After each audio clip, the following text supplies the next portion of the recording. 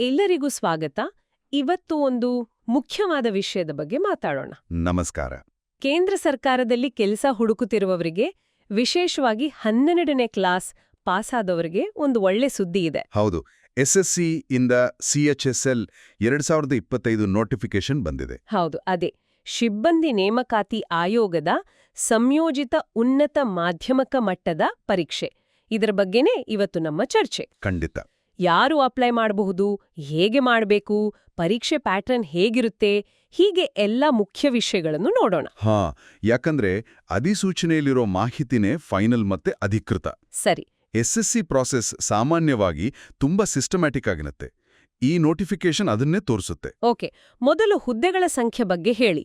ಎಷ್ಟು ವೇಕೆನ್ಸಿಗಳಿವೆ? ಸದ್ಯಕ್ಕೆ ಅವರು ಹೇಳಿರೋದು ಸುಮಾರು 3131 ಹುದ್ದೆಗಳು. ಇದು ಟೆಂಟೇಟಿವ್, ಅಂದ್ರೆ ತಾತ್ಕಾಲಿಕ. ಓ, ಇದು ಒಳ್ಳೆ ಸಂಖ್ಯೆನೇ. ಹೌದು. ಇದರಲ್ಲಿ ಮುಖ್ಯವಾಗಿ LDC ಅಂದ್ರೆ ಲೋವರ್ ಡಿವಿಷನಲ್ ಕ್ಲರ್ಕ್, JSA ಅಂದ್ರೆ ಜೂನಿಯರ್ ಸೆಕ್ರೆಟೇರಿಯೇಟ್ ಅಸಿಸ್ಟೆಂಟ್, ಮತ್ತೆ DEO ಡೇಟಾ ಎಂಟ್ರಿ ಆಪರೇಟರ್. ಇವೆಲ್ಲ ಗ್ರೂಪ್ C ಪೋಸ್ಟ್ಗಳು ಅಲ್ವಾ? ಹೌದು, ಗ್ರೂಪ್ C. ಇನ್ನೊಂದು ಒಳ್ಳೆ ವಿಷಯ ಅಂದ್ರೆ ಮಹಿಳಾ ಅಭ್ಯರ್ಥಿಗಳನ್ನ ಕೂಡ ಅಪ್ಲೈ ಮಾಡಕ್ಕೆ ಎಂಕರೇಜ್ ಮಾಡಿದ್ದಾರೆ. ಅದು ತುಂಬಾ ಒಳ್ಳೇದು. ಹಾಗಿದ್ರೆ ಮುಖ್ಯ ದಿನಾಂಕಗಳು ಯಾವು? ಅಪ್ಲಿಕೇಶನ್ ಯಾವಾಗ ಶುರು, ಯಾವಾಗ ಮುಗಿಯುತ್ತೆ? ಆನ್ಲೈನ್ ಅರ್ಜಿ ಸಲ್ಲಿಕೆ ಈಗಾಗಲೇ ಶುರುವಾಗಿದೆ, ಜೂನ್ 23ರಿಂದ. ಓ, ಓಕೆ. ಕೊನೆ ದಿನಾಂಕ ಜುಲೈ 18, 2025. ರಾತ್ರಿ 11 ಗಂಟೆವರೆಗೂ ಟೈಮ್ ಇರುತ್ತೆ. ಸರಿ. ಪರೀಕ್ಷೆ ಯಾವಾಗ? ಟೈರ್ 1? ಮೊದಲ ಹಂತದ ಪರೀಕ್ಷೆ ಅಂದ್ರೆ ಟೈರ್ 1 ಕಂಪ್ಯೂಟರ್ ಬೇಸ್ಡ್ ಟೆಸ್ಟ್. ಅದು ಸೆಪ್ಟೆಂಬರ್ 8ರಿಂದ 18ರವರೆಗೆ ನಡೆಯುತ್ತೆ. ಸೆಪ್ಟೆಂಬರ್. ಓಕೆ. ಈ ಡೇಟ್ಸ್ ನೆನ್ಪಿಟ್ಕೊಳ್ಬೇಕು. ಖಂಡಿತವಾಗಿಯೂ. ಈಗ ಅರ್ಹತೆ ಬಗ್ಗೆ ಮಾತಾಡೋಣ. ಯಾರು ಅರ್ಜಿ ಸಲ್ಲಿಸಬಹುದು? ವಯಸ್ಸು ಎಷ್ಟಿರ್ಬೇಕು? ವಯಸ್ಸು ಬಂದು ಜಾನ್ವರಿ 1, 2026ಕ್ಕೆ 18 ವರ್ಷ ತುಂಬಿರಬೇಕು, ಮತ್ತೆ 27 ವರ್ಷ ಮೀರಿರಬಾರದು. ಅಂದ್ರೆ 18ರಿಂದ 27 ವರ್ಷದ ಒಳಗೆ ಇರಬೇಕು. ಹೌದು. ಅವರು ಕಟ್ ಆಫ್ ಡೇಟ್ಸ್ ಕೂಡ ಕೊಟ್ಟಿದ್ದಾರೆ. ಜಾನ್ವರಿ 2, 1999ಕ್ಕಿಂತ ಮುಂಚೆ ಹುಟ್ಟಿರಬಾರ್ದು. ಜಾನ್ವರಿ 1, 2008ರ ನಂತರ ಹುಟ್ಟಿರಬಾರ್ದು.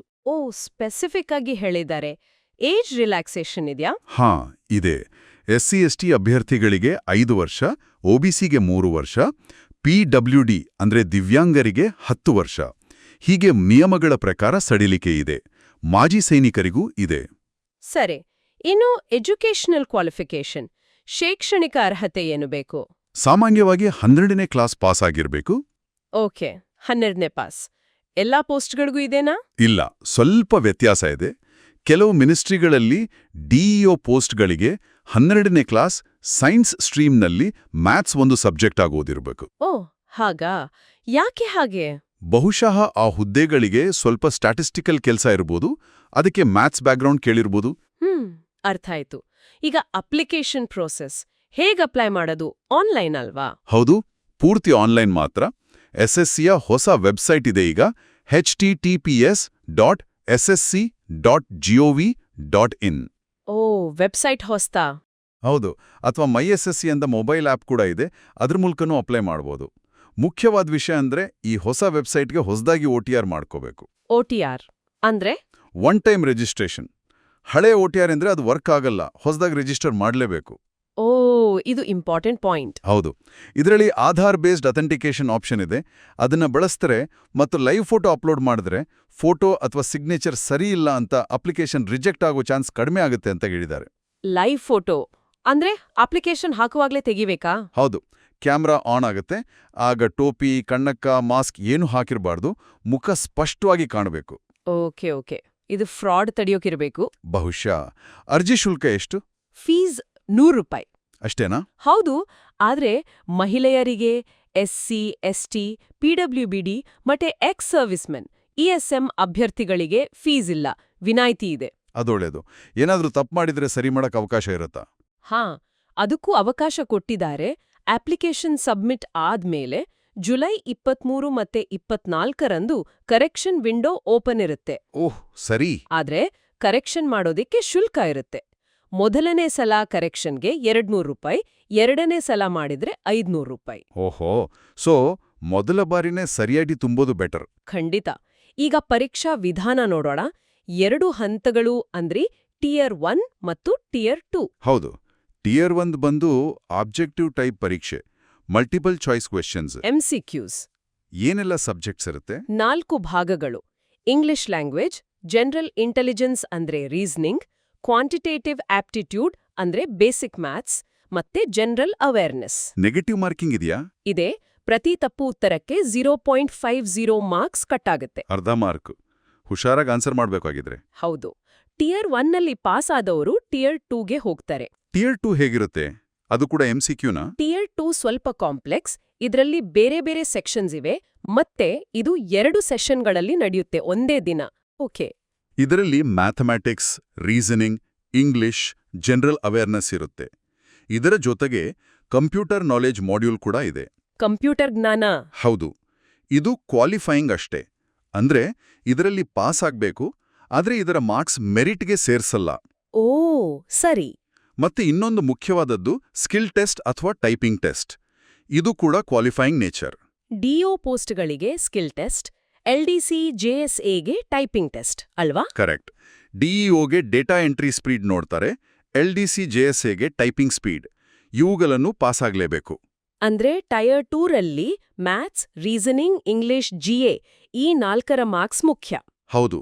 ಸೆಕ್ಷನ್ 1 ಮ್ಯಾಥ್ಸ್ ರೀಸನಿಂಗ್ ಮತ್ತು ಸೆಕ್ಷನ್ 2 ಇಂಗ್ಲಿಷ್ GA ಇವುಗಳ ಒಟ್ಟು ಅಂಕಗಳ ಆಧಾರದ ಮೇಲೆನೆ ಫೈನಲ್ ಮೆರಿಟ್ ಲಿಸ್ಟ್ ರೆಡಿ ಆಗುತ್ತೆ. ಆದ್ರೆ ಕಂಪ್ಯೂಟರ್ ಟೆಸ್ಟ್ ಮತ್ತೆ ಸ್ಕಿಲ್ ಟೈಪಿಂಗ್ ಟೆಸ್ಟ್ನಲ್ಲಿ ಪಾಸ್ ಆಗೋದು ಕಡ್ಡಾಯ. ಖಂಡಿತ. ಯಾವುದಾದ್ರೂ ಒಂದರಲ್ಲಿ ಫೇಲ್ ಆದ್ರೂ ಬೇರೆದ್ರಲ್ಲಿ ಎಷ್ಟೇ ಮಾರ್ಕ್ಸ್ ಇದ್ರೂ ಸೆಲೆಕ್ಟ್ ಆಗಲ್ಲ. ಸರಿ ಸರಿ. ಅಂತಿಮ ಆಯ್ಕೆ ಪ್ರಕ್ರಿಯೆ ಹೇಗೆ? ಮೆರಿಟ್ ಲಿಸ್ಟ್ ಆದ್ಮೇಲೆ. ಮೆರಿಟ್ ಲಿಸ್ಟ್ ಬರೋಕೆ ಮುಂಚೆ ಅಭ್ಯರ್ಥಿಗಳು ಆನ್ಲೈನ್ನಲ್ಲೇ ತಮ್ಮ ಪೋಸ್ಟ್ ಪ್ರಿಫರೆನ್ಸ್ ಕೊಡಬೇಕು. ಅಂದ್ರೆ ಯಾವ ಹುದ್ದೆ, ಯಾವ ಇಲಾಖೆ ಮೊದಲು ಬೇಕು ಅಂತ. ಇದು ಇಂಪಾರ್ಟೆಂಟ್. ಹೌದು. ಅದಾದ್ಮೇಲೆ ಮೆರಿಟ್ ಮತ್ತೆ ಪ್ರಿಫರೆನ್ಸ್ ಆಧಾರದ ಮೇಲೆ ಅಲಾಟ್ಮೆಂಟ್ ಆಗುತ್ತೆ. ಫೈನಲ್ ರಿಸಲ್ಟ್ ಆದ್ಮೇಲೆ ಆಯಾ ಡಿಪಾರ್ಟ್ಮೆಂಟ್ಗಳು ಡಾಕ್ಯುಮೆಂಟ್ ವೆರಿಫಿಕೇಶನ್ ಮಾಡ್ತಾರೆ. ಓಕೆ. ಒಂದ್ ವೇಳೆ ಇಬ್ರಿಗೆ ಒಂದೇ ಮಾರ್ಕ್ಸ್ ಬಂದ್ರೆ ಟೈ ಬ್ರೇಕಿಂಗ್ ಹೇಗೆ? ಟೈ ಆದ್ರೆ ಮೊದಲು ಟೈರ್ 2ನ ಸೆಕ್ಷನ್ 1 ಮ್ಯಾಥ್ಸ್ ರೀಸನಿಂಗ್ ಮಾರ್ಕ್ಸ್ ನೋಡ್ತಾರೆ. ಅಲ್ಲೂ ಸೇಮ್ ಇದ್ರೆ ಟೈರ್ 1 ಮಾರ್ಕ್ಸ್ ನೋಡ್ತಾರೆ. ಅಲ್ಲೂ ಸೇಮ್ ಇದ್ರೆ ಆಗ ಡೇಟ್ ಆಫ್ ಬರ್ತ್ ನೋಡ್ತಾರೆ. ಯಾರು ವಯಸ್ಸಲ್ಲಿ ಹಿರಿಯರೋ ಅವರಿಗೆ ಪ್ರಿಫರೆನ್ಸ್. ಓ ಕ್ಲಿಯರ್ ಆಗಿದೆ ಪ್ರೊಸೀಜರ್. PWBD ಅಭ್ಯರ್ಥಿಗಳಿಗೆ ಸೌಲಭ್ಯಗಳ ಬಗ್ಗೆನೂ ಹೇಳಿದ್ರಲ್ಲ? ಹೌದು. ಅವರಿಗೆ ಸ್ಕ್ರೈಬ್ ಅಂದ್ರೆ ಬರಹಗಾರರ ಸಹಾಯ ಬೇಕಾದ್ರೆ ಸಿಗುತ್ತೆ. ಎಕ್ಸ್ಟ್ರಾ ಟೈಮ್ ಕೂಡ ಸಿಗುತ್ತೆ. ಅದರ ನಿಯಮಗಳೆಲ್ಲ ನೋಟಿಫಿಕೇಶನಲ್ಲಿ ಡೀಟೇಲ್ ಆಗಿದೆ. ಇನ್ನೊಂದು ವಿಷಯ, ಗಡಿ ರಸ್ತೆಗಳ ಸಂಘಟನೆ BROದಲ್ಲಿ LDC ಹುದ್ದೆಗಳಿಗೆ ಪುರುಷರು ಮಾತ್ರ ಅಪ್ಲೈ ಮಾಡಬಹುದು ಅಂತಿದೆಯಲ್ಲ? ಹೌದು, ಅದು ಕರೆಕ್ಟ್. BROದಲ್ಲಿ LDC ಪೋಸ್ಟ್ಗೆ ಪುರುಷ ಅಭ್ಯರ್ಥಿಗಳು ಮಾತ್ರ ಅರ್ಹರು. ಅದಕ್ಕೆ ಕೆಲವು ಫಿಸಿಕಲ್ ಸ್ಟ್ಯಾಂಡರ್ಡ್ಸ್ ಕೂಡ ಇವೆ. ಓ ಓಕೆ. ಸೊ ಒಟ್ಟಾರೆಯಾಗಿ ನೋಡಿದ್ರೆ SSC CHSL 2025 ಪರೀಕ್ಷೆ 12ನೇ ಕ್ಲಾಸ್ ಆದವರಿಗೆ ಒಂದು ದೊಡ್ಡ ಅವಕಾಶ. ಖಂಡಿತವಾಗಿಯೂ. ಕೇಂದ್ರ ಸರ್ಕಾರದ ಬೇರೆ ಬೇರೆ ಇಲಾಖೆಗಳಲ್ಲಿ ಕೆಲಸ ಮಾಡೋಕೆ ಇದು ಒಳ್ಳೆ ದಾರಿ. ನಾವು ಪ್ರಮುಖ ದಿನಾಂಕಗಳು, ಅರ್ಹತೆ, ಪರೀಕ್ಷಾ ವಿಧಾನ, ಅರ್ಜಿ ಹಾಕೋದು ಹೇಗೆ ಎಲ್ಲ ಮುಖ್ಯ ಅಂಶಗಳನ್ನು ಕವರ್ ಮಾಡಿದ್ದೇವೆ ಅನ್ಸುತ್ತೆ. ಹೌದು. ಆದರೆ ಅಭ್ಯರ್ಥಿಗಳು ಒರಿಜಿನಲ್ ನೋಟಿಫಿಕೇಷನ್ನ ಪೂರ್ತಿಯಾಗಿ ಓದೋದು ಬಹಳ ಮುಖ್ಯ. ಅಧಿಕೃತ ವೆಬ್ಸೈಟ್ https.ssc.gov.in ಚೆಕ್ ಮಾಡ್ತಾ ಇರಬೇಕು. ಕರೆಕ್ಟ್. ಕೊನೆದಾಗಿ ಏನಾದ್ರೂ ಹೇಳೋಕಿದ್ಯಾ? ಒಂದು ವಿಷಯ. ಈ ತರಹದ ಪರೀಕ್ಷೆಗಳು ಕೇವಲ ನಮ್ಮ ನಾಲೆಡ್ಜ್ ಟೆಸ್ಟ್ ಮಾಡೋದಲ್ಲ. ಇದು ನಮ್ಮ ಶಿಸ್ತು, ಟೈಮ್ ಮ್ಯಾನೇಜ್ಮೆಂಟ್ ಮತ್ತೆ ನಿಯಮಗಳನ್ನ ಎಷ್ಟು ಸರಿಯಾಗಿ ಫಾಲೋ ಮಾಡ್ತೀವಿ ಅನ್ನೋದನ್ನು ಪರೀಕ್ಷಿಸುತ್ತೆ. ಹೌದು, ನಿಜ. ನೋಟಿಫಿಕೇಶನಲ್ಲಿರೋ ಪ್ರತಿಯೊಂದು ಸಣ್ಣ ಡೀಟೇಲ್ ಕೂಡ ಮುಖ್ಯ. ಅದನ್ನ ಗಮನವಿಟ್ಟು ಓದಿ ಅರ್ಥ ಮಾಡಿಕೊಂಡು ತಯಾರಿ ಶುರು ಮಾಡಿದ್ರೆ ಖಂಡಿತ ಯಶಸ್ಸು ಸಿಗತ್ತೆ. ಖಂಡಿತ.